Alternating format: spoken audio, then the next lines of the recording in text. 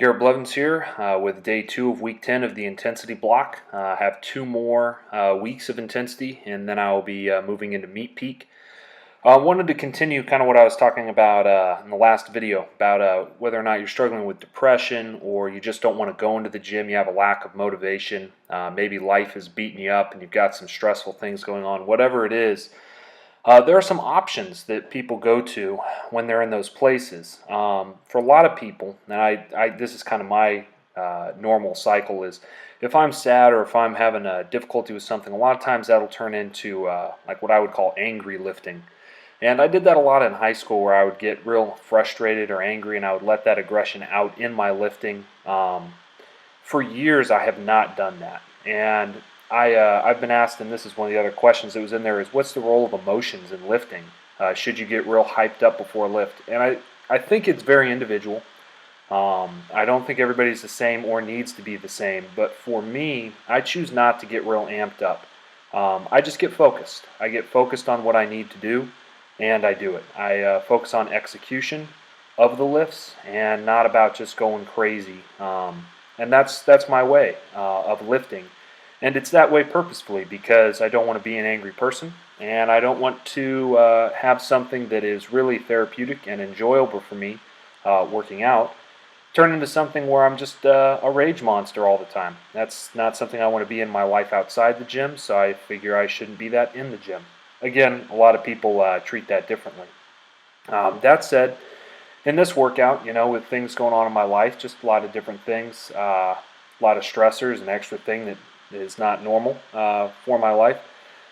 This was one of those workouts where I had to decide not to get too amped up, not to make bad decisions. And one of the ways in which I did not make a bad decision was with these Spoto presses. So I started here with 405. I decided before I was even going to do these sets that I was going to lift my head up and really try to move some weight around. And so I moved up and hit a 50-pound PR. Shows you just how much I've been sandbagging these throughout this training cycle. But this was an RPE 10, and I did an RPE 10 I think last workout as well on bench press. The reason I moved it up to that for 2 reasons. One, I realized I was really far off when I did that 405 set. I was like RPE 6 or 7 or something like that. So I pushed it up a little bit.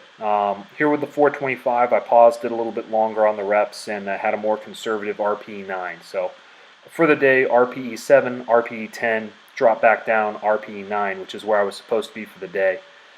And so I made some adjustments. Now, if I was letting my emotions drive my workout, I probably would have tried to triple like 475 or double 495. Or just blow the whole thing off and go for a 500 single, something stupid like that. It's not that time yet. It's not programmed. And so, while I might deviate an RPE on one of my sets, I'm not going to deviate from the entire plan. And I think that's a good reason not to be emotional in your lifting, at least in training. Again, meet day, everybody has their own rituals, and I'm just speaking about what I do.